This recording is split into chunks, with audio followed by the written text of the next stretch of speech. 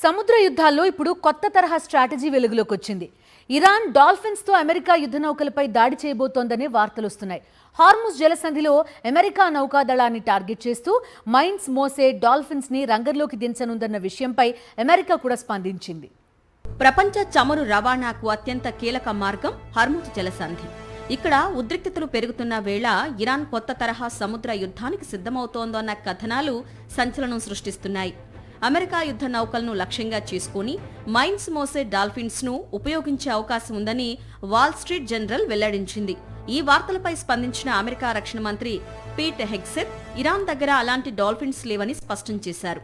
అయితే అమెరికా దగ్గర అలాంటి సామర్థ్యం ఉందా అనే ప్రశ్నకు మాత్రం సమాధానం దాటవేశారు. అసలు డాల్ఫిన్స్ ను యుద్ధాల్లో ఉపయోగించడం కొత్త విషయం కాదు. అమెరికా నేవీ 1959 నుంచే డాల్ఫిన్స్, సీ లయన్స్ కు ప్రత్యేక శిక్షణ ఇస్తోంది. సముద్రంలో దాగి ఉన్న మైన్స్ ను గుర్తించడం, ప్రమాదకర వస్తువులను ట్రాక్ చేయటం వీటి పని. అయితే ఇవి ఆత్మాహుతి దాడుల కోసం కాదని అమెరికా చెప్తోంది. రష్యా కూడా గతంలో పోర్టుల భద్రత కోసం డాల్ఫిన్స్ ను వినియోగించింది. ఇక ఇరాన్ కూడా 2000వ సంవత్సరంలో డాల్ఫిన్స్ కొనుగోలు చేసినట్లు బీబీసీ కథనాలు వెల్లడించాయి. కానీ ప్రస్తుతం ఇరాన్ వద్ద యాక్టివ్ డాల్ఫిన్ ప్రోగ్రాం ఉందా లేదా అన్నదానిపై స్పష్టత లేదు. సముద్ర యుద్ధాల్లో టెక్నాలజీతో పాటు జీవరాశుల వినియోగం కూడా ఇప్పుడు చర్చనీయాంశమవుతోంది. కమికాజే డాల్ఫిన్స్ ప్రచారం నిజమా లేక సైకలాజికల్ వార్లో భాగమా అన్నది పక్కన పెడితే హార్ముజ్ ఉద్రిక్తతలు మాత్రం ప్రపంచాన్ని ఆందోళనకు గురిచేస్తున్నాయి.